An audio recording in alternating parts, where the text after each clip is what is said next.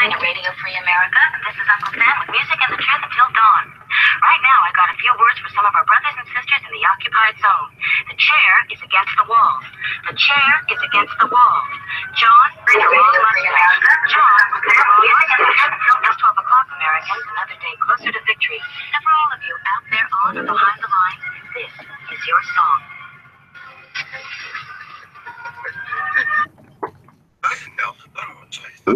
Encourage you to take a CCW class every year. Very short show. Very short show today. All right, welcome everybody to our daily gun show. We come to you live every day at 7 p.m. Eastern. That's 4 Pacific. For about an hour and 90 minutes each day. We do 3 gun-related topics, different topics throughout the week. We run it live on YouTube. We simulcast it over at gunchannels.com, where we're watching the comments from everybody that's watching the show live. Thank everybody for watching the show live, for participating like you do. We encourage you to leave us some feedback if you're listening to the show now or in the future on whatever platform it might be, so that we know where you're listening from, and hopefully to encourage more people to listen to the show. That's one of our goals, so we do appreciate the people that do that for us each day. There's 4 hosts normally. 2 of us are here today. We've got Daniel jumping in from Illinois. Thanks for joining. Yep, no problem. And let it be said that we spare no expense on production value of what we host. Right. And then I'm down here in Arizona. So let's see. We're on episode 379, and we'll be talking CCW today. We'll be talking gun stuff and then training. But before we dig into the stuff we normally do, we usually take a break at the beginning, see if there's anything happened overnight worth talking about.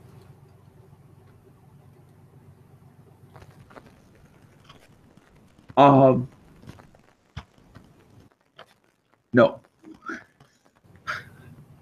So today's Thursday, so Matt had a show last night. Clover Tech had a show yesterday. I think that was it. That show's pretty good. Yankee was in there. Ended up being pretty long. Talking politics and stuff at the beginning, all that stuff that happened with in the news. That's what this Wednesday show is all about. And then they got into hamburgers. Best place to get a hamburger at a chain. Yes, and somebody had a comment about how no one in this entire panel has mentioned that the best possible hamburger you can ever possibly have is the one you can make at home in your own backyard.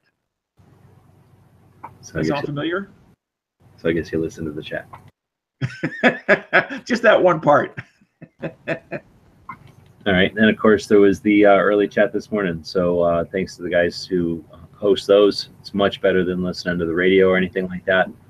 When I'm working on the computer stuff, I know I'm not alone doing computer type work. Having that going on in the background is great. You can contribute in the text chat, jump in every once in a while if you have a break or you want to contribute, more quickly than typing. But anyway, I guess we'll get into the show. So today's CCW, the importance of quality EDC gear such as belts and holsters. That stuff even important? Versus Uncle Mike's sort of stuff? Well, I'm not going to talk crap about Uncle Mike's. First off, Uncle Mike's made in USA, so they're better than Chinese ripoffs of Uncle Mike's. Well, I'm just keying off the word quality EDC gear. Well, all right. But I don't want to make it, when you say quality like that, it makes it sound like Uncle Mike's is falling apart. Uncle Mike's is not poorly made, and it's not expensive. So it's, it is, but you're right, it's not good, useful EDC gear because of its non-retention and its non-ability to reholster and kind of a one-size-fits-most type of sizing and shapes. Yeah, it's incrementally better than using one of your dad's old used socks. But we're talking, I think, support gear, right? So it says quality EDC gear such as belts and holsters. Well, I guess I was thinking belts, and I think everybody knows, if anybody's had any kind of a CCW class or watched anything that's got good advice on it, it'll tell you that the belt is super critical. It keeps your pants up, so you want to be able to move around and get out of the way of something or move, right? You want to have pants that work, and then the belt's critical for that. But then, of course, for the gun itself, no matter what type of carry you choose, your belt is the foundation for all that. So it's where your holster is anchored and how it's anchored to your body. Yeah. Now, one thing that and this, I assume that 90% or more of people listening to this probably already know this, but just in case you're one of the 10% or 5% that might not, if you can take your belt and squeeze it easily, your belt does not have enough support. It should be very difficult to squeeze it. You mean if you pinch it from top to bottom, and if it'll like roll or fold over on the wrong side? Yeah. And that's it. That's an easy test, regardless of who made it. Of just looking at, is this a quality belt? Period. So basically, you're talking your brand new nylon stuff is either going to be one thick, like one ply or whatever, one layer of strap, or it'll be sometimes two layers of strap sewn together, which gives it more rigidity, especially when it's brand new, right? But just like leather, once you wear that for a little bit, it breaks in really quick, and then it's super soft. In fact, it's way softer than leather sometimes. So now it's not going to hold it's not going to fill the slots on your holster anymore. It's now going to just wad up at the bottom like a old worn out leather belt would. But then they'll take a piece of, it's basically like milk jug between the two pieces of nylon. They'll do the same thing with leather, and then that gives belt super rigidity. Well, it's funny that you mentioned that, because I was and this may not be correct, but I thought that was supposed to be the thinner layer of Kydex, that they make basically a Kydex sandwiches with two pieces of high grade nylon. Well, I would think Kydex would be more brittle, but I don't know. I guess it depends on the manufacturer and what they use. But a big sheet of Kydex would be 40 something more inches long. That would be expensive, where milk jug materials, what does that stuff be? That's just some plastic. They use it for all kinds of stuff, so I bet you it'd be easier getting sheets. But I don't know. It probably depends on the manufacturer, what they use, what their preference is. Right. As well as, like milk jug plastic will biodegrade just by itself, and will get, even if you don't wear it, it will get softer and break down. So there's saying some suggestions, I guess. Let's see, not on the YouTube side, but on the Gun Channel side. So one of the nice things about the Gun Channel's text, you can throw some links in there. So they're looking for, or Pant said he'll eventually find the website at some point in the future. So they're talking about some site over there. But I don't know, at this point, do you have any specific brands that you're looking at, or that you're comfortable with, and that you stick with, or you just go with whatever people recommend? I have two belts that I kind of gone back and forth between the two. One is from a company called, I think it's called the Wilderness. It's a made in USA company. And I think you were the one that had mentioned that to me. Yeah, they're made in Phoenix. Yeah. And the other one, belt that I have, is one from SOE out of Camden, Tennessee. Also a very good belt. Both those belts I like a lot. They're just two different. One comes on and off kind of like a regular belt, except there's no notches. It uses Velcro, so it's kind of like, can go to, if you're a half size, it will accommodate that. Where the other one is more of a to take the belt on and off. Yeah, it's a fixed length, and to change belts from one pair of pants to another is a little bit of work. Yeah, so my deal is I got a Wilderness belt, and I've never needed to get a different belt, so I don't really pay attention to belts because my belt works. But I don't know. It's probably one of them things. Like, some people get a lot of shoes, and some people just get a couple of shoes or one, and some people get a bunch of gloves, and some people get one. I guess I'm just one of the people who gets one belt. I think I might have 3 belts, but I don't even remember. The other ones were probably just like a Gunshow shitty version of this one. Just your nylon belt with a nice buckle on it. And then I was like, okay, I like this style of belt, but it was junky. It was falling apart. And I got this Wilderness one. It's just been fine ever since. And that was probably the early 2000s. And the Wilderness belt that I do have is the second belt that I have, and that's the one that I actually use 99% of the time, because it's very easy to go from one pair of pants to another pair of pants. It's, you know, I use it every day. I've had it for probably 4 years, and there's very minimal wear and tear on it, and works very well.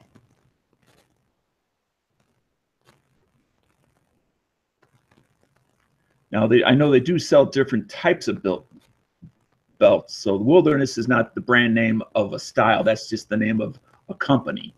I wish, I don't remember exactly which belt it is, the name of that style that I purchased, but.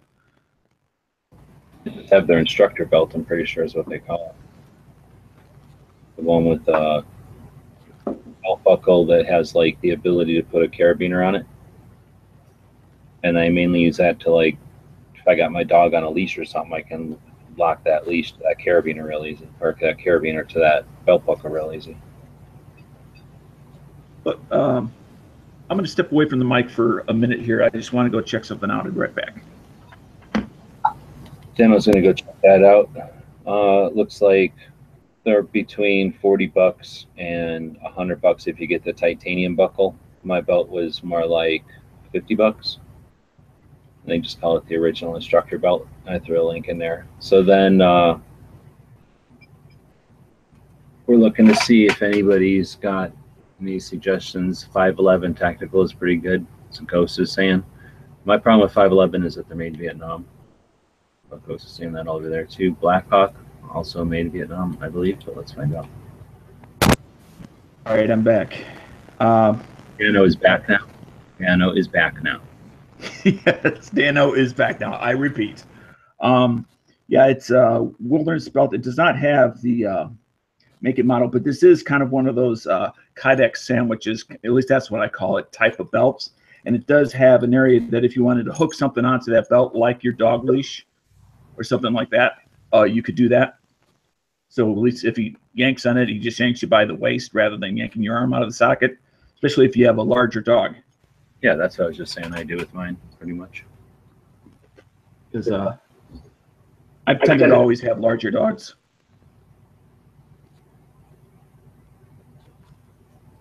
But and these are not, you know, terribly expensive.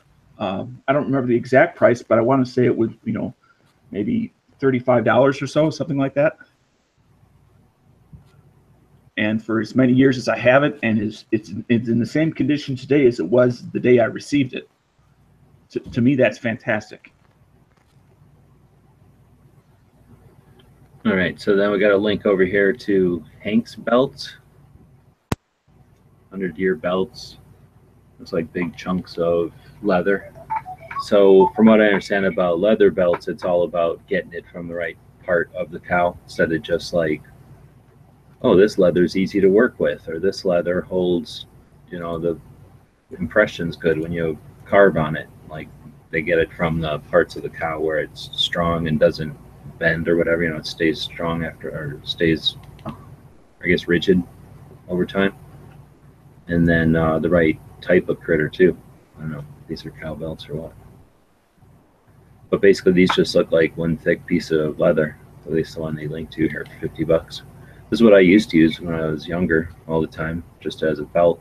But what I found after carrying for a while was that they start to fold. They turn into like a giant long taco. Like the top and bottom of the belt, I don't know, stay one length and the middle gets stretched from, like, probably because of the holes maybe, where you're pulling it from the middle all the time. But anyway, they start to turn into a long curl. I don't know how to describe it. And then they're pointless. They don't work at all for holsters or holster slops all around.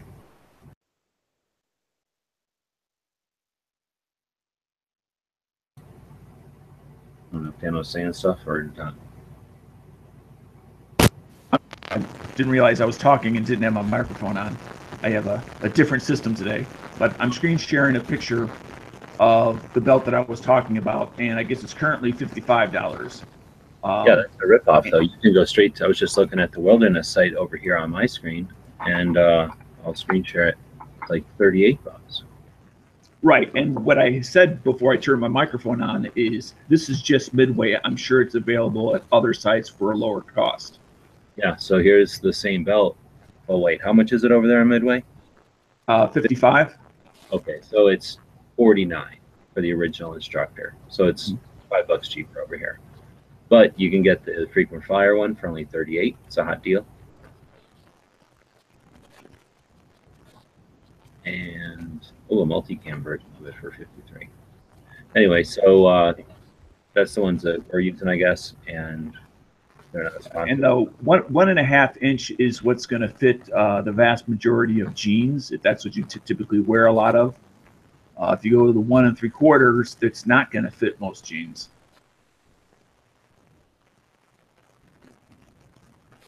So that's an insider tip.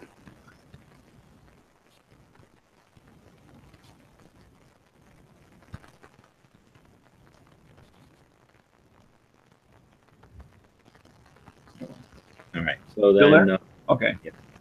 So I lost my picture. There it is. All right, I did throw a link down there. I was just going to throw a link in here. Now, we talked about belts. Obviously, sometimes we talk about just holsters standing, by themselves. Mm-hmm. Without necessarily going into brands, so to speak. Like we talked about belts, without necessarily going into brands until we talked about the ones we actually wear. What are some aspects of a holster that you feel are important? For longevity and quality. Yeah, I like them to be Kydex, and then to have a good rep, I guess. So it's, they're going to work for you. I think that they have a interface just like a lot of the clothing and other stuff where, what might be perfect for me might not fit good for somebody else, or might jab somebody else in a rib or something. So to some extent, you just got to go figure it out for yourself, and assuming that the quality of something, a brand or of a model or something is agreed upon, that like that's a decent one, then go for it. Because if you tried to go for one that everybody's going to agree on, I don't think you are going to find very many. So for me, I like them to be Kydex and strong, and I'd rather have it be strong versus super comfortable. And I just don't understand when people talk about comfort of holsters. I don't know what they think. I mean, you're always going to have a gun on. So there's no holster that makes that go away. There's no holster that defies gravity. So I don't know. I've never experienced a level of comfort with a holster that was like, oh, this was worth sacrificing something else for. So I usually go for heavy duty Kydex so that I can reholster it easily. And Right. You're inside or outside the waistband, depending on how I feel like carrying, really. Yeah, I agree with virtually everything you said there, and I think that in some ways holsters are kind of like the opposite of belts. That instructor's belt I think will work with 95% of the people out there, where I can't think of any holster that would work with 95% of the people. But they had to find your own way as far as what fits your body type and your gun type. Well, no, but the Wilderness instructor belt, I could see if you hated that kind of belt buckle, then no way. And if you hate nylon, like there's no way. And if you hate the kind of belt that's infinitely adjustable, like no way. So I could see that not being for everybody. I mean, if you like that kind of belt, go for it. I mean, but almost everything you mentioned is an aesthetic issue, not a functional issue. So I guess it depends on, are we talking function here, or are we talking aesthetics? No, I don't think it's aesthetics. I can see why somebody would not want nylon. Nylon isn't perfect. What if you worked around heat? What if you worked around a lot of ultraviolet? You get that kind of stuff degrade. I could see why you'd want leather.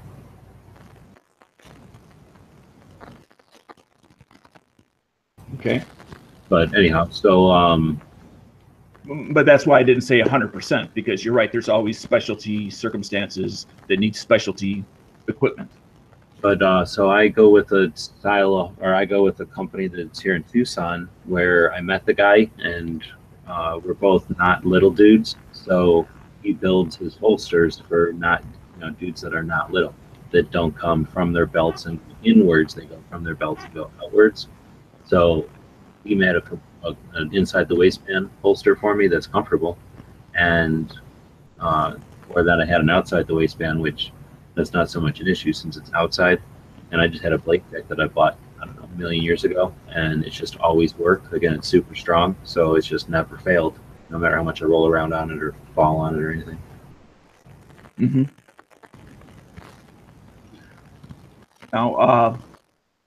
Now the other types of, when I think of EDC gear, I think of what I'm going to call just collectively the miscellaneous stuff. And for some people, they may not consider it miscellaneous, but the knife, the light, the multi-tool, the spray, bear spray sort of things, depending on what other things you may or may not have. What are your thoughts on the gear to carry those things? Like to carry a flashlight, as an example. Do you prefer just a simple pocket clip? Do you prefer something else for a light? Just simply just put it in your pocket? So you're asking everybody, and people are chiming in with the various what they're doing. So I'm just to say I use a AAA stream light, and I just put that in my pocket. So, or with a pocket clip, so it's not, I don't carry nothing around to carry my flashlight in. Was it over here on the gun channel side? Pants is saying he's sporting a Galco Combat Master outside the waistband today, so I guess that's this thing for an LCR-X. I used to have holsters like this for my semis back in the day before I went Kydex. You ever use this thing? No, I have one leather holster, and it's a little bit gimmicky. It had like two magnets that repelled each other to try to keep the mouth open. And I just didn't like it, and it's been sitting at the bottom of my holster pile ever since I gave up on it. Yeah, I don't understand that at all. I mean, I guess I can understand it, but that is one of the problems with leather, is that after a while, when it starts to get soft, and especially when it gets squished a lot, is that these are going to come together. So when you go to reholster, you're probing for it, or you're trying to scoop into there, and that's not great. Right. But a lot of times you just get another one, or you stiffen it up. You get it all wet and you let it dry, right? So it's nice and stiff again. So you just have to pay attention to it and be aware that it has an issue of its material. It has a characteristic of its material, and you just got to deal with it, live with it, Yeah.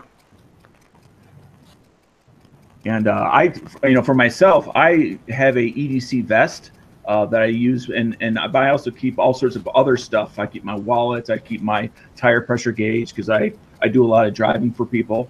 And so I also keep in there, it has a little hole, a little extra hole in the pocket for a pen light flashlight.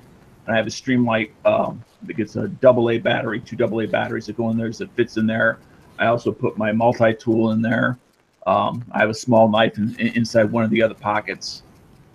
So a double AA battery? Yes. That's as big as a Sharpie marker then. If you want to hold on for a minute, I'll go get it. That's all right, but I'm just saying it's okay. A little bigger than a Sharpie marker. That's a substantial size flashlight. But it will fit in the standard hole. I didn't have to alter it at all. Right. So I'm using the one that's about half of that size in my pocket. You're using that one in a vest pocket, like a yeah. Right. And whether it's, I'm trying, I just hit something with my car and I want to look at my tires. I mean, there's a million and one uses for a light that have nothing to do with self-defense. So if you absolutely should have access to a light, in my opinion. It's just a matter of, how are you going to carry it? You're going to carry it somewhere within your car? You're going to carry it on your body? I use it too much to have it stowed somewhere. I need it on me all the time. Yeah, I like having it on my body. All right, so I'm going to go through on the gun channel side. Squid is saying cell phone light ? That's a very millennial thing to do, but I do know people that just use their cell phones as lights. So Ghost is saying, oh, You saying something? You did say something crazy, so we'll keep moving. But then we get to pants saying like hybrid holsters for inside the waistband, leather back, Kydex front. I guess that's for the comfort versus rigidity up front or outside. Ghost is saying Kydex is the way to go. I don't know what else saying. I used a root holster or a root holster maybe. Ghost is saying a Phobos outside the waistband paddle. I don't have a problem with those either. A lot of people hate those, but I have one for almost, well, I do have them for all my guns, but I have almost one for every gun, because if I'm bringing 2 or 3 guns to a match, when I was shooting matches and stuff, I would bring backup guns, and that way I could keep the backup guns in Phobos's, like the Phobos attached to the little dividers in my shooting bag, so it was nice and organized real easily. And if I needed the gun, I could get to it and I could just see it right away, instead of it just floating all around inside of a range bag somewhere. So you said you don't currently use the Phobos, but what was it that you liked about the Phobos that you ended up buying several of them?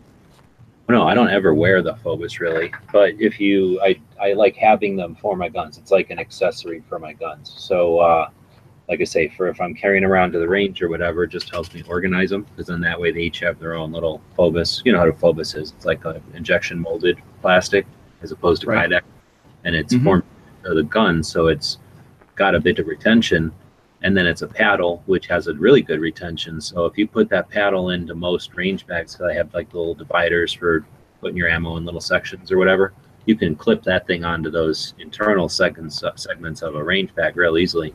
And then like I say, they're, depending on how your range bag is, mine's rigid enough, especially when there's ammo in there, that way the segments all stand up and, you know, hold the gun up. Anyway, so I like to have one for each gun for that reason. And then worst case scenarios, if you have to pass that gun to somebody and shit hits the fan type of horrible situation, that's just a great type of form factor for a holster, because you don't need to undo your belt. You just put that on. You don't have to even have a belt. You could have like a sweatpants or like a snowsuit or some shit. You could put that like on a vest like you're talking about, because you can put it in a cargo pocket. Sometimes a cargo pocket will have an internal pocket, or just the paddle itself gives it enough like rigidity or shape to like stand up in a cargo pocket. Heck, you could clip it to the pocket part of a cargo pocket. It's not ideal, but like I say, in a shit it's a fan type of thing, the gun is retained in that thing. So I think they're pretty versatile little holsters. And from talking to them, the injection molded plastic isn't just plastic. They were concerned, since they're made in Israel, they're concerned about rust building up, especially on what you consider a low humidity situation, but indoors sometimes it sinks up on you. So their injection molded plastic has some sort of rust preventative in it. So notice things don't really rust up inside of Phobos holsters. Right. Now another EDC item as far as how you carry it, and you may not, I don't know if you carry it or not, is some sort of spray, whether it's bear spray or OC spray or something else. What do you see people ways that people are carrying OC spray out there that seem to be reasonable options? I don't know anybody that carries OC spray, except for when I would hang out at gun shops or work at a gun shop. Like college girls would come in, but even more often than that, college girls' dads would come in and buy it for them. And then every once in a while, like well, no, it was usually fathers, but every once in a while, like a husband would buy it for his wife. Maybe a couple of times in the many years, a couple of times a female came in to buy it herself. But you could tell it was almost always like by the instruction of some guy and she was just doing it. But almost never met anybody who really was buying it for themselves. Now, before we had concealed carry in my current state of Illinois, I regularly carried Saber Red spray as one of the ones that we were allowed to carry. And I currently still have it because it still hasn't expired or anything. And I actually car carry it. It's by my, in my dashboard on the lower left-hand side. There's a little slot, like to put a little something in there, and it fits in there just perfectly. So I don't necessarily have it on my body, but I didn't want to just, well, throw it away just because I have these other options available. I like the idea of having an additional option, whether I will ever use it or not. Hopefully not, but in case I need it, it's there. Yeah, I hear you. I have carried it before, probably something similar to this, where you have to do something. It was like this, I guess, because it was pretty cheap. I got it at probably like a swap meet or a gun show back in the olden days, and I was working in restaurants, and I think I probably figured that was a good way to defend myself if I needed to. But I did spray it indoors one time, and I didn't like how effective it was. It wasn't very effective spraying where I wanted it to, and it got the whole room all gross. So there's what do you call it? There's going to be collateral. Other people are going to get hit with it. So I figured it wasn't all that great.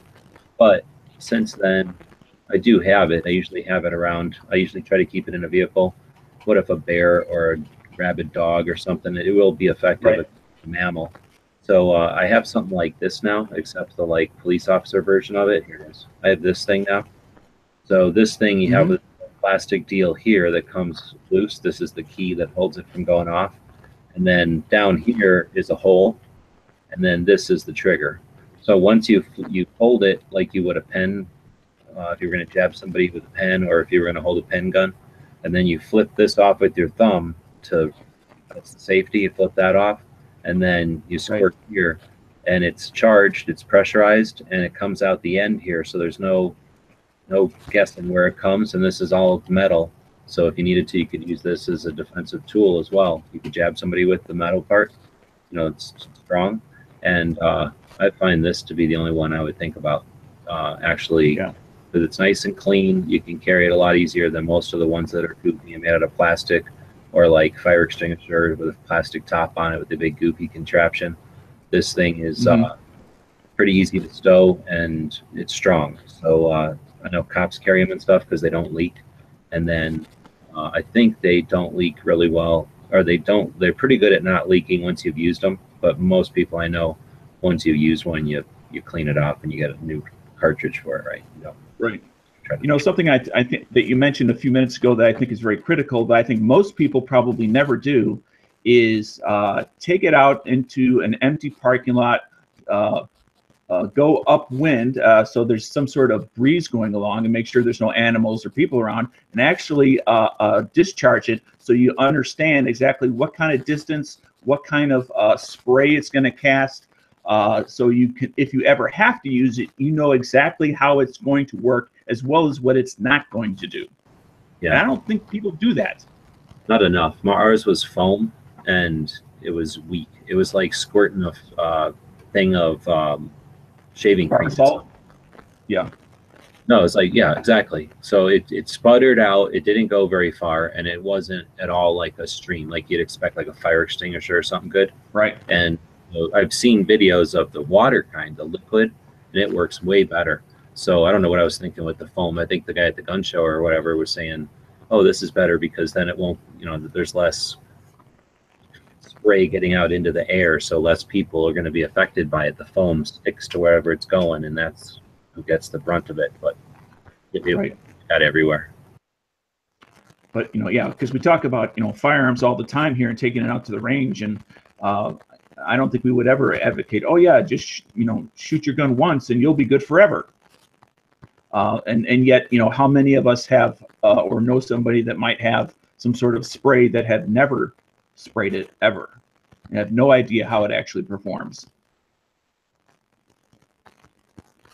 So, but that's enough about spray. Yeah, I'm going to suggest we move on to the next segment of the show. Yep.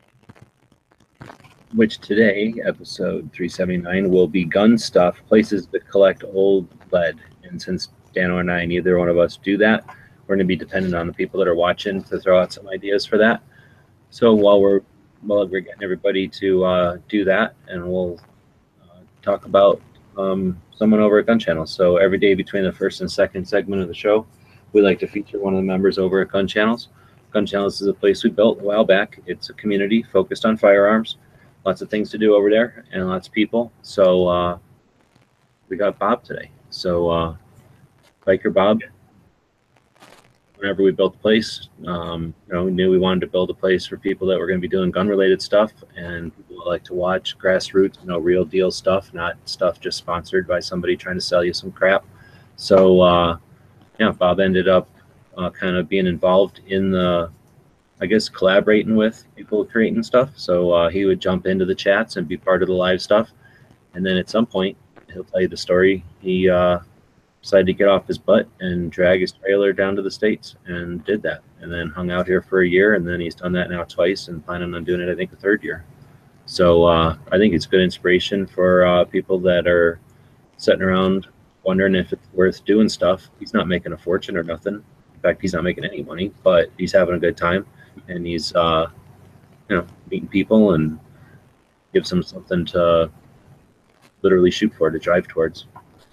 Yeah, it's I've known Bob for as long as he's been around here. I think we came at similar time frames. I don't know exactly, but something around that. And although we often disagree vehemently on air sometimes, but we tend to fight like brothers on air. But it's all in good form. And I certainly like Bob, and he's brings a interesting perspective, which is sometimes what I disagree with, but it's definitely interesting, as well as many times I gets me to question myself is, am I keeping an open mind if I don't necessarily listen to what he says before I either accept it and or reject it? So anyway, I think he's a great addition to Gun Channels, and I'm glad he's here.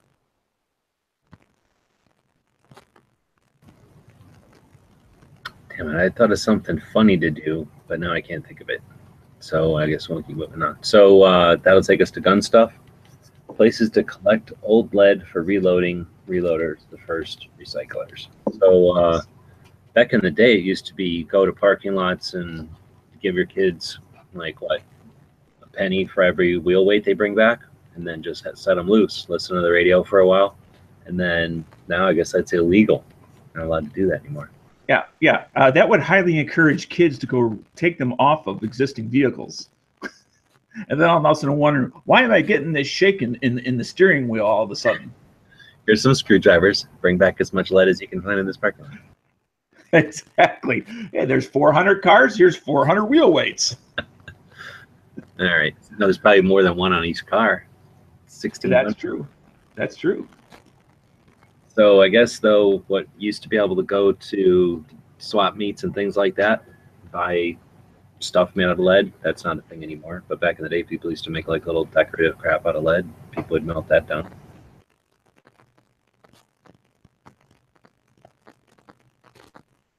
Something that is recycled on an industrial level, but not on a level for this, is the lead out of batteries.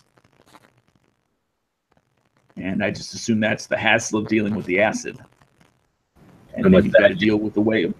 Same thing. You go to a parking lot, you look for a car that's got its window down, open the hood, grab the battery out of there, smash it, pull the lead. Yeah, well. How do you get lead out of a battery, though? I mean, nobody's going to smash a battery up, get lead out of it. How do the industrial recyclers do it?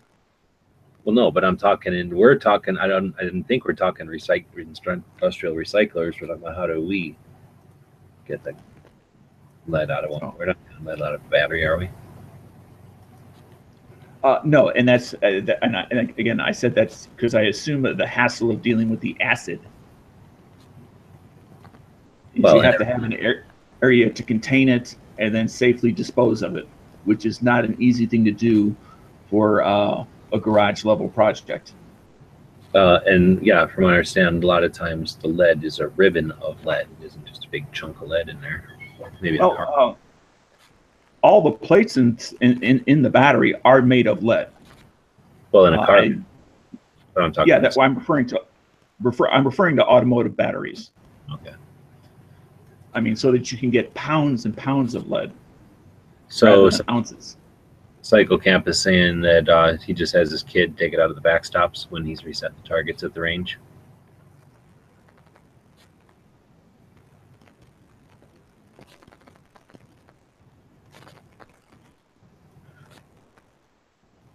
Well, I always shoot steel, So, you know, mine always, you know, basically disintegrates into little tiny pieces for the most part.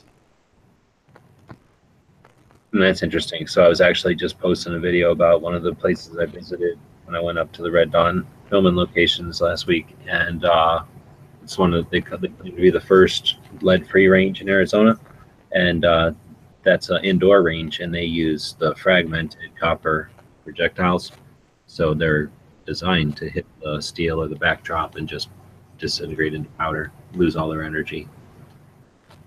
But what you're talking about, the lead chunks will just basically melt, just, you know, turn red hot and almost vaporize, really. And I guess they exist somewhere, Right. but they just disappear into Right. like BBs. Right. That's why they have to have those expensive air reclamation things and air cleaning scrubbers in indoor ranges. Yeah.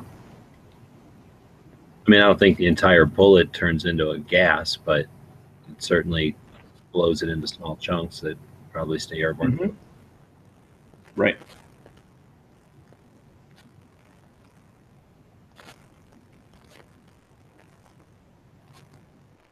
All right. Well, we're not getting much feedback, so I guess people Nope, not much at all. that find out about where to get lead aren't going to find it. So I don't know. They quit mining lead, so now your only sources are going to be from scrounged, recycled lead. So I imagine it'll soon become a scarce resource, and there'll be a lot of crime associated with lead. Well, they stopped mining lead in the United States. They didn't stop mining lead worldwide. Well, there'll be blood lead, but nobody wants lead that's got slaves. Have to get fallen from their family. And we're moving along. So yeah, I don't have anything else on this particular topic, unless you got a little No, something so to throw out there. yeah, we'll move it along. So since we're speaking about slave labor having to mine lead in third world countries, why don't we move right along to the Gunshow Loophole tour, where there's no slave labor involved at all, for the most part. So yeah, we've got the campaign going over at the Indiegogo there. Been working on some videos from the trip up to the Red Dawn filming locations, playing with the dash cam footage and some of the pictures taken at the different gunshots and whatnot, getting those up on the schedule. So be a regular stream of videos coming up on that. Everybody stay tuned. And now that we've got the knowledge of what 14 miles to the gallon, basically, the distances are known. So one of the projects I was working on last night was just going through and figuring out, you know, how much it costs to go to Dallas, how much it would cost to go to Salt Lake City, how much it would cost to go here or there. So I'm going to start posting some of that to see, you know, as we start to plan routes and stuff, we'll have a better idea how much it costs to go where. Also been taking a look at some of the gun shows and events like the Gun Rights Policy Conference, and again, kind of get an idea. Like, it's going to be $500 to go drive to the Gun Rights Policy Conference now. So now I know what the mileage is. I can calculate that kind of stuff. So it's kind of cool. Anyway, anybody wants to follow along with that, Gunshow Loophole Tour, well, GunshowLoopholeTour.com is the website, but you can follow along over on Gun Channels or over on the Gear website's YouTube channel. So should we go into training or do one of the other stuff today? We can, let's see, what do we got here? We could do that if you want, or go on to one of the others. I'm pretty open. Well, there you go. So we have no decisions. So why don't we screen? Well, that doesn't mean I don't care. It just means I'm willing to do both, all the above. Well, I am going to try to figure out what happened to all the rest of my windows. I must have stuck 2 windows up here and not realized it. This is another set of windows? It is. So we'll bring this up, and I was going to, instead of doing a gun shop of the day today, am I screen sharing? I think I am. Instead of doing a gun shop of the day today, we're going to do this video from last week, doing the filming locations, and I think we did the show right after this, but this is the video that was posted like as the live show was happening. So I'm going to take a couple minutes and watch the rest of this video. After lot of searching. This rock is fairly evident. That tree up there is fairly evident. But let's go to where the camera was. I think the camera probably over here.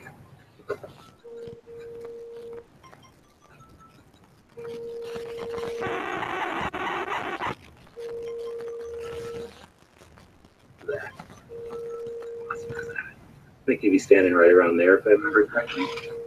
People can pause this and see if. Are you getting a phone call or something? Sorry.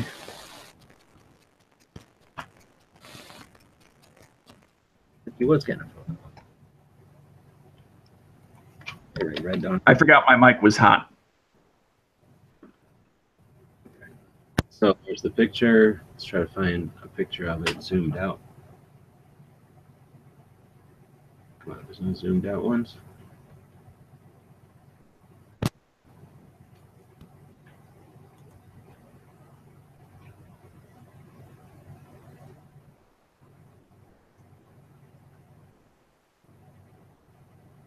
Yeah, can I find the movie maybe? I think we lost Dano, so I guess I'll. Yeah. Here.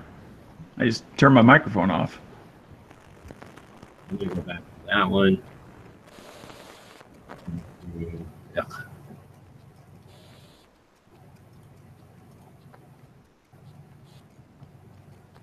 So it's probably got the most amount of rocks in it. So that tree, and then that rock face, and that other little rock face there. Yeah, all right. I guess we're not going to be able to tell from there. I'm pointing in the right spot or not? How the hell do we get up there? A bird could carry me up there. He was heavy. So, freaking communists are going to come over here and have a bunch of townspeople here.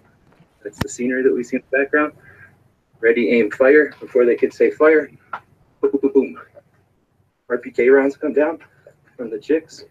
A grenade drops down into the turret, and all hell breaks loose. The civilians are free to go.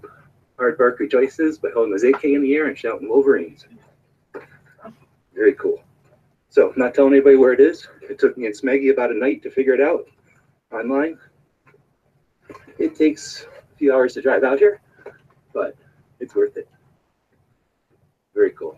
All right, well, that's another Red Dawn filming location. This is the day after the 33rd anniversary of the movie coming out.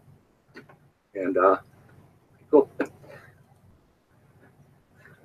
It's a special bonus. Did you see this video yet, Dan? Yeah, I saw it late that day.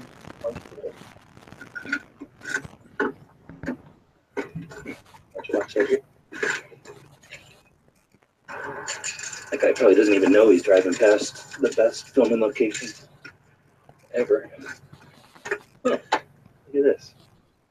Just dropping out of here. Ooh. The big surprise is coming. A couple of times. All right. Let's see how big it was. How big is I guess. Here we go. 50-something inches. Not too shabby. Maybe I'll tell the people over on Patreon about the story of this guy. Or maybe I'll tell everybody, not like that. So anyway, thanks everybody for supporting the adventures. And stay tuned for more awesomeness. All right, so that was our gun shop of the day, kind of sneaking in one of the Red Dawn shooting locations there instead. But every day we try to feature one of the gun shops out there. So we got plenty coming up. And we want to thank everybody who sends in gun shops in your area via email. So you can do that. Our email address is dailygunshow@gmail.com. And again, thanks everybody who participates in that, because it is cool to see some of these shops out there. Yep. And in fact, yesterday's was from Clay. So Clay, if you didn't happen to hear it yet, thanks for sending in yesterday's. We appreciate it.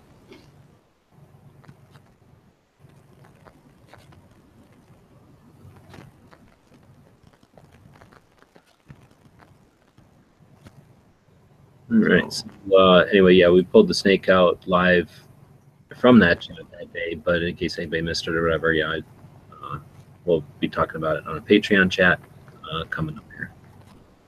So, all right. So with that, I think we did talk about the Loophole tour over on the Indiegogo, and I'll throw a link out there, and we can move on to dun, dun, dun, dun. the training. Or minus the special effects. It's time. It's time. It's time for the Tactical Pop Quiz. Yes, it's time, boys and girls, and I bet you're so surprised.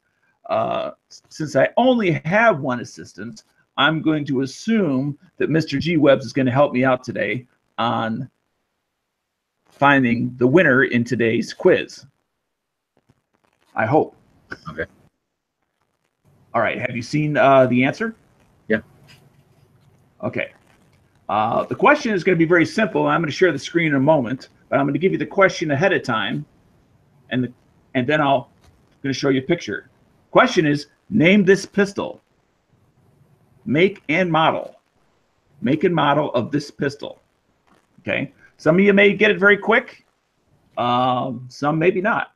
We will have to wait and see. So let me click on screen share here. Come on. Sometimes it doesn't want to cooperate.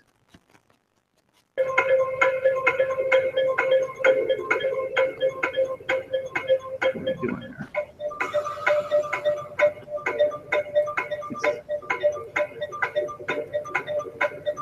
Why is it not showing me the right? There it is. Okay. What is the make and model of that pistol? It's not a Glock 19. It's not a Sterling. It is not. It is not a Browning high power. It is not a high point 9mm. No one. Colt 45. Colt 1874 Navy. Colt 1874 Navy. No. Colt Army, no. Colt 1873, no. Colt 1876, nope.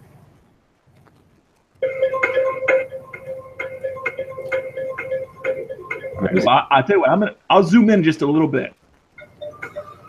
Colt 1876, no. Colt 1858 Army, no. See, if everybody had the Old West playing card decks, it'd be a lot easier. Remington model 1875 is not correct.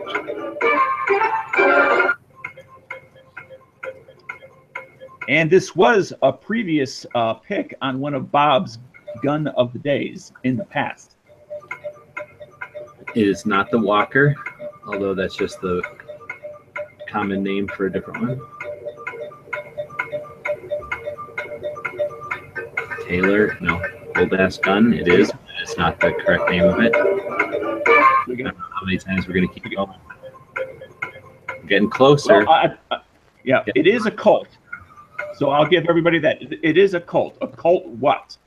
We got closer, but we're looking for more complete, maybe a year. Yeah. Colt Navy revolver doesn't have a year in it. Maybe one more cycle through this timer, and then we're calling it a draw. Everybody needs to wait for the deck of the cards.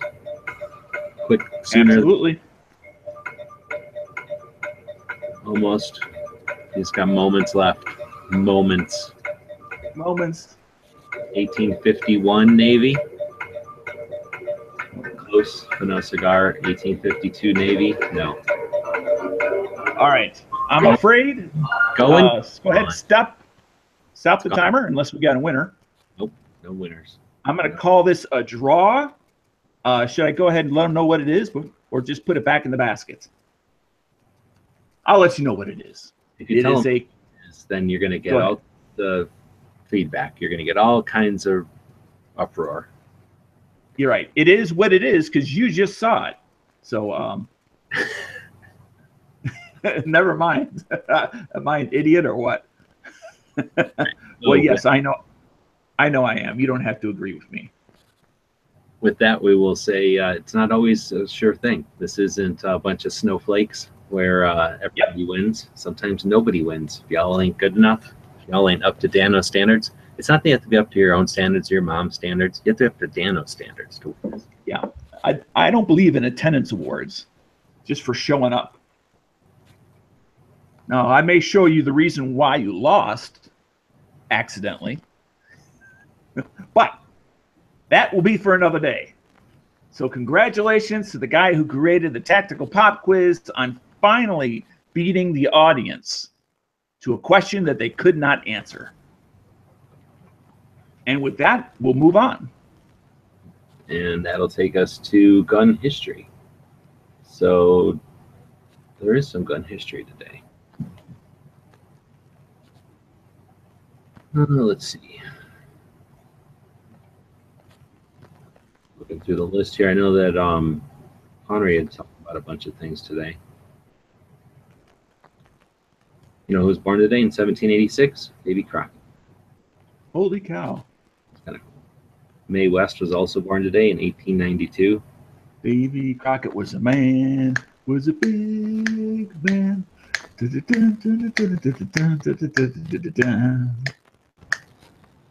Right, so that happened. And then, dang, I thought there was something else, but I can't find it here, and I don't remember what Henry said, but I should have remembered. Maybe he's out there, he'll tell us.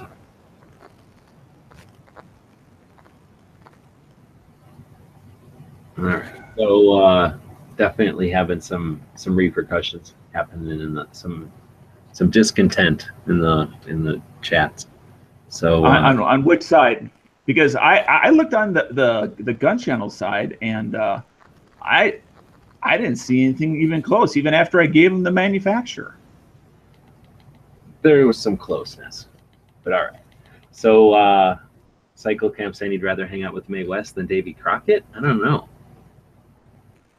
I don't know.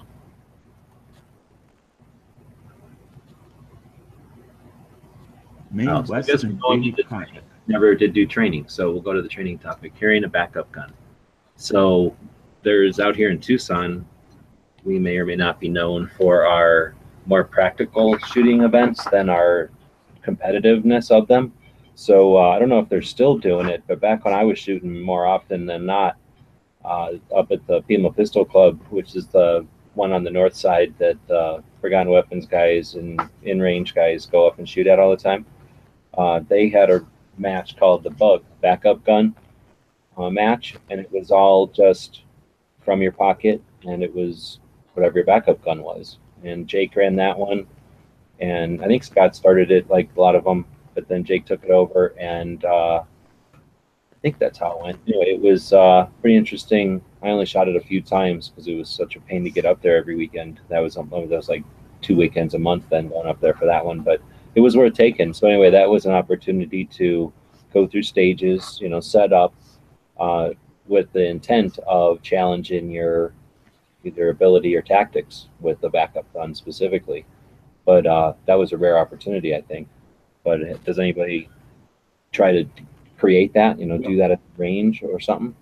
Well, I guess that's a different way of going to the range on your own with your backup gun and drawing from whatever way you happen to carry your backup gun in different ways. Just as an example, when I went to the range the other day, I take the range I use to conceal with me, the vest I conceal with me to the range, and I draw from my vest and shoot. Now, that's not the only way I carry, so I also practice from other methods of from shooting from the hip, shooting from the vest, as well as pocket carry and drawing and firing from that position as well. And I think whether you're going for competition, which is a variant of training, whether you're being shown how to best backup carry, or whether you're practicing how to utilize your backup gun, that I think all three of those fall under slightly different veins of training.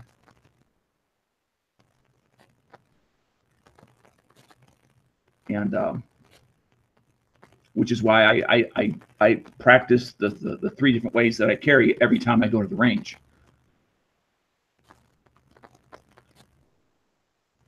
So Ghost is saying that IDPA, which is better than a stupid IPSC, has a, he didn't say that, I added that in there, but that's a given. IDPA has a bug division in some matches, backup gun. You have to shoot from the draw, and in some of them on the retreat. That does sound pretty cool.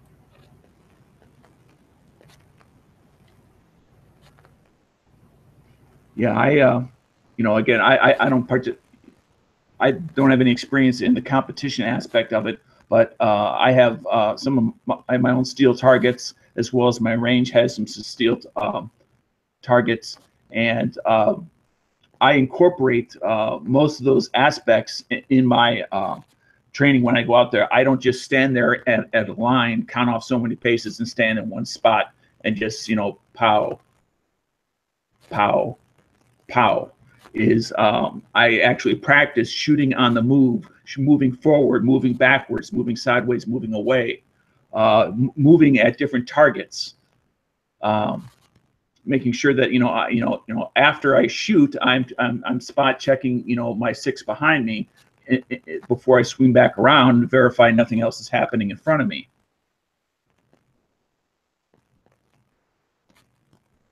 Now I realize that's probably not what most people do, but that's what I do. Instead of actually wasting the time to draw from your pocket, you just shoot right out of your pocket holster, right out of your pants. No, I draw from my pocket holster and then shoot.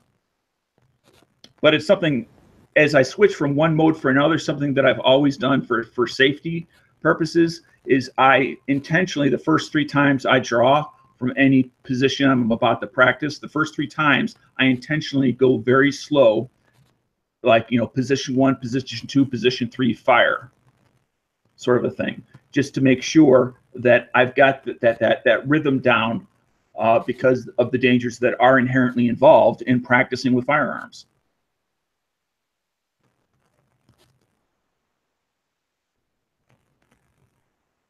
I just don't go full speed from the first draw.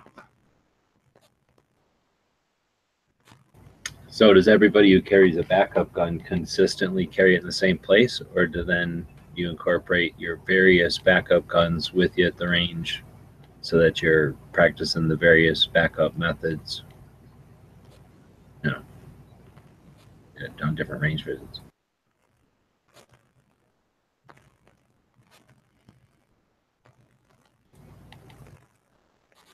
Are you asking me specifically, or? No, audience, I guess. Oh, there's okay. 3. That's what I thought. Usually there's 3 of us or 4 of us. I can just say that, and then that gets a conversation. Right.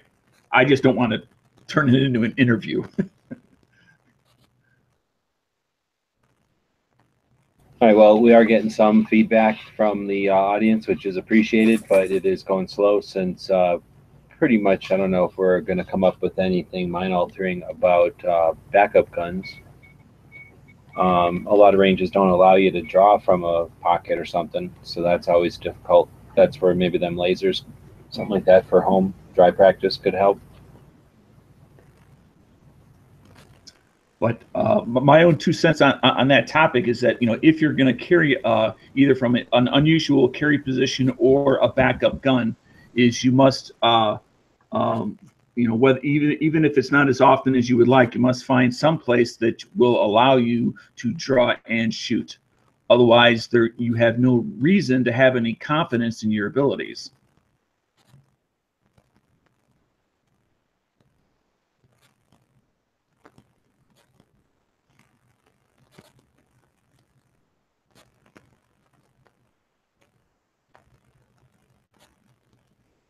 All right, well, so just to play devil's advocate, and also just throw out there, I want people to think that you got to carry a backup gun because of some extended gunfight that's going to go on, since there's no reason to believe that's ever going to happen to you. A lot of the reason I think it's worth carrying around a backup gun is in case your one gun goes down or something. So it's not that, you know, bang, bang, bang, now I'm empty and I have to reload, and then I'm empty and then I got to go to my backup gun because this gunfight's still going on. But you might shoot twice and find out that you fell in the mud and your gun is inoperable.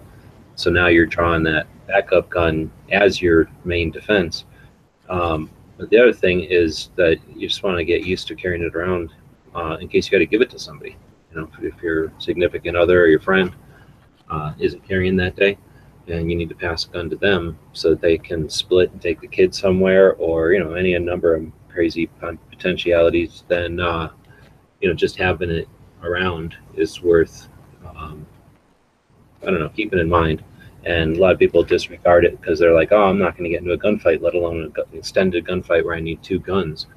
But if you're getting used to carry around a gun, think about, I don't know, months or years ago, whenever it was you weren't carrying around a gun, because most of us weren't carrying around a gun since we've been 18. So if you would have asked yourself a couple of years before you started carrying a gun around, would you want to carry this big ass heavy gun around? You'd have said, hell no. Why would I carry this gun around? Like, don't carry a gun around now and I'm fine and I'm not going to start. So if we're talking about carrying a gun around, which most of us are already comfortable with, we're only talking about putting something else in your pocket that's about the size of a mag. Usually a backup gun is pretty small. So anyway, I think there's something to be said for, even if you're not going to practice drawing your backup gun, there's something to be said for just carrying that backup gun. And you might not do it every day. It might just be for road trips. It might just be for, I don't know, when you go to that part of town to get the check from that one renter unit or something, whatever it happens to be where you decide to carry it. Give yourself some practice. Don't make the time you carry it the second time you've ever carried it, right?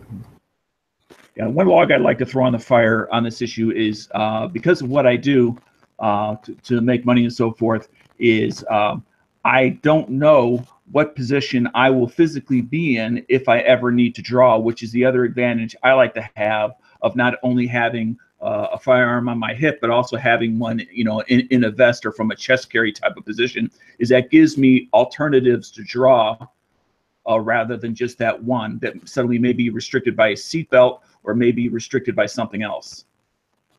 Is it gives me options. Is the threat behind me? Is it in front of me? Is it on the side of me? Am I partially concealed? Where I can get that out and put it on the side of me and they may not be necessarily see it yet. So I just think having 2 firearms from 2 different locations on your person gives you options.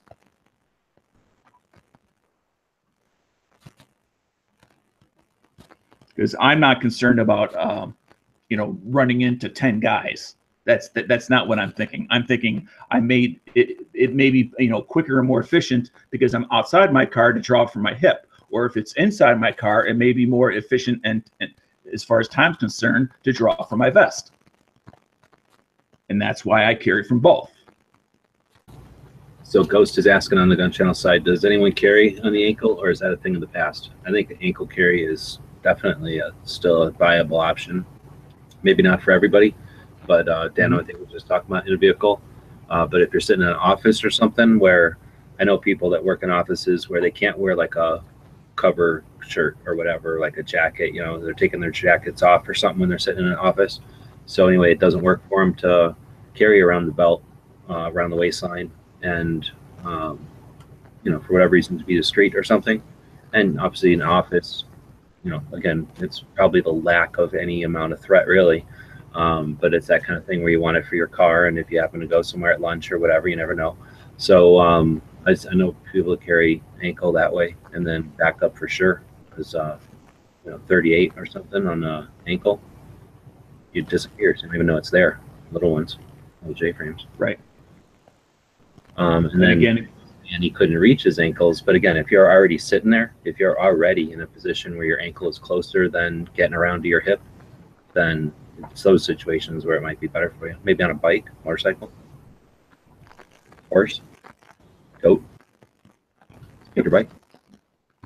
And that goes, well, except for the bobsled, it goes to you carry in a manner which fits the positions that you find yourself when you're out in public. Are you worried about on a bobsled that their leg and therefore your ankle is all wrapped around the other guy in the bobsled, and you'd be worried about him fiddling with your gun? On a bobsled, I'm probably more worried about a polar bear. Oh, that's a good point. Yeah. A whale. If a whale was smart, he would just he would just swim up to the end of one of them bobsled things. They just fall right in. Yeah, suck you on in. All right. So no way you'd ankle on a bike. You would crash. Maybe more like one of them garter belt kinds, so it's up a little higher. Well, that's where, again, vest carry on a bicycle makes a lot of sense. A vest carry on a bicycle? Yeah. You're not going to be bouncing against it or anything. Now, when you're carrying a vest carry like that, a lot of times you take off your vest and kind of flip it over your shoulder, right? Aren't you worried about your gun falling out when you do that? I can't remember any time I've taken my vest off and thrown it over my shoulder ever. Okay. So maybe it happens in movies a lot. I'm just saying. Oh, okay. I'll buy that. All right. Well, we're just playing around because I don't know what else we're going to say about carrying a backup gun. I think there are drills out there that are designed for backup. You can do something like the dot drill with your backup gun instead of your standard gun. I think a big part of backup gun stuff is going to end up being at home with an empty gun because you're drawing either from a pocket or from a, I don't know, even from a belly band or from a shoulder or even a vest can, ranges are going to look at you funny sometimes. Even if they allow draw, a lot of times they kind of mean draw from your hip. They don't mean start pulling the stuff out of your pocket and potentially have your clothes flopping all around. People bending down and grabbing stuff out of their ankles, sometimes they get annoyed at that. So you might have to do some of that manipulation type of familiarization at home. Or that's also, getting to know your range and the particulars about what do they mean by fast fire. Does that mean 1 per second? Does that just mean uncontrolled fire? What does that mean if they say something is or is not allowed? Because if you don't know, ask the people in charge. Well, and I guess since we're talking about it, and why not, there's always the aspect that just because it's on the rules. Now, sure, if you just go up and start breaking rules, they're going to yell at you and you're going to have a confrontation with them. But if you show up there and you're there a lot and you show that you're, pay attention to the rules and you become a regular, and then you ask them, hey, do you mind if I do this? And you ask 3 of the guys and one of them says, yeah, I don't care. Then when that guy's there, you can figure out a range's mood and, who's pays attention to what kind of thing. So you can figure out when a range that would normally be, staunchly anti-draw might have times when you can draw and nobody's gonna really care, or that you're just there when there's nobody there, and there's nobody there to complain.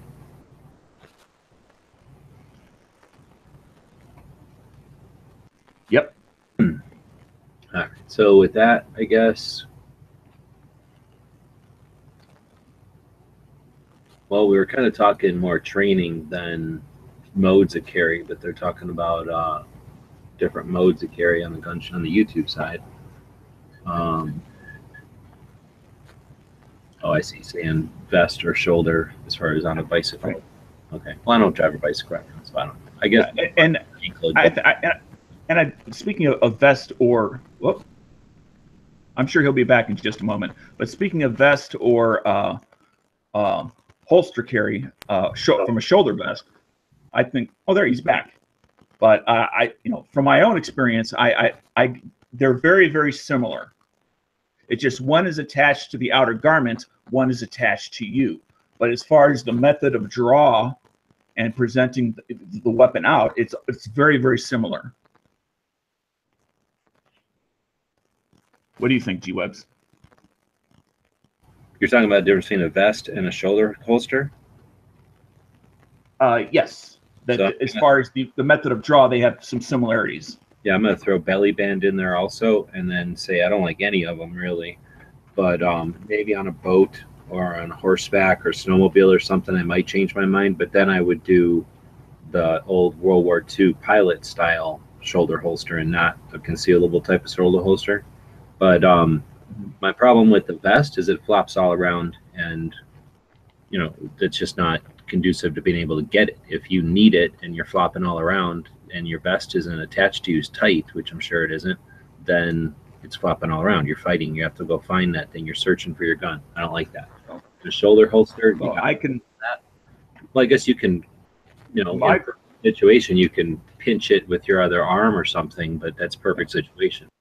My vest has a zipper up the middle, and whether it's hot 90 degrees, I realize that's not hot for you, but it's hot for us.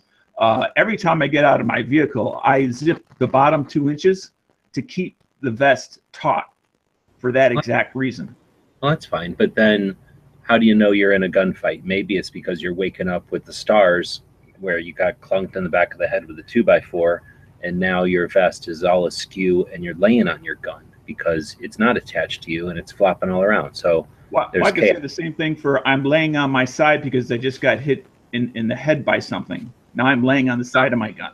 There's definitely chaos and unpredictability and everything. I'm just saying that the looseness of the vest is not anything that I would consider I would want. Now a shoulder holster is one level closer than that because it's strapped to you a little bit, like you're saying, as opposed to being part of the garment. But then there's the belly band, which would be like inside of a button-down shirt or something, where it's attached to you even inside of your clothing, and it has definitely less ability for that gun to go anywhere. That gun is on you, and unless something really happens and it falls out of the belly band, it's it's always going to be right where it's anchored, right where it's going to be, just like any other holster. So out of those 3 that you're going to grab from your torso as opposed to someplace else, or your chest, I guess, your thorax, I would say the belly band, and then the shoulder, and then the vest. Unless it's, like I say, something where you're at no risk of defense, like fishing in the middle of nowhere, or just probably fishing or something where you're just going to have a gun in case of a bear or something, then I could see a vest. But otherwise, I don't like a vest of those 3. Or it's my least appealing one. Yeah. And that's just because, like I say, it flops around too much. And I guess maybe we just have different experiences. It's whether I've been wearing it for days, weeks, months, or years, which happens to be the case, and whether it's the fact that I practice with it all the time. Whatever method you carry, whatever you practice from regularly is probably going to be an acceptable position. The one you don't practice from is probably not going to work out very well. So we have a lot of questions coming in, and I'm looking for, again, some audience participation. We always try to talk about this being the new media. We're not just some old-fashioned television. So this isn't just the view on the internet, right? We're trying to make this new. So Dano keeps talking about this quote-unquote vest. So is this a red puppy vest like in Back to the Future? Or is this like a denim and leather biker vest where it's all ripped denim and he's got a bunch of swears written on it and marker? Or is this like a... So it looks like a fishing vest. Oh, okay. So it looks like a photojournalist khaki vest? Yeah, like a photographer's vest. So that gives us all a better idea what kind of vest we're talking about here. Yeah. So they were asking if you pop your collar on the vest. Probably not. Well, no, you may. Okay. No, I don't. But everything I need is on the inside. It's held in taut by a elastic band. I've had this vest for about 3.5 years. I suppose it's loosened up an infinitesimal amount, but not any I can measure. And every time I reach in to draw it when I'm at the range, it's in a predictable, knowable position for me every time. Now, I suppose at some point it will need to be replaced, certainly. That's just stating something obvious.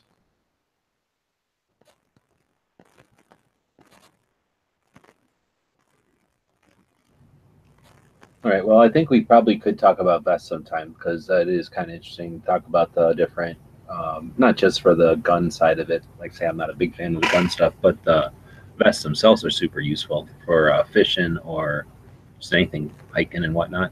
And there's lots of different ones out there. Maybe not 100% gun related, but because it sounds like everybody else has vests out there too.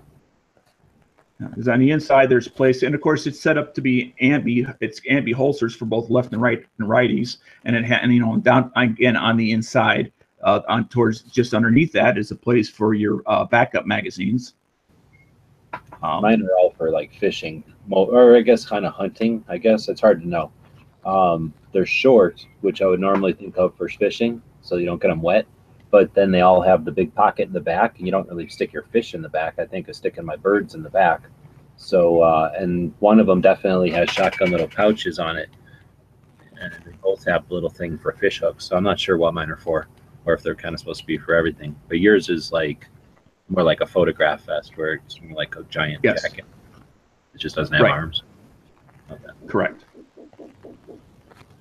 All right. So then, like I say, we might have a show on vests in the future. Let us know as an audience if it's something you're interested in. We didn't ever do our scheduling show this last week. I was on the road. I don't think anybody did one. So maybe this Saturday we'll have a scheduling show.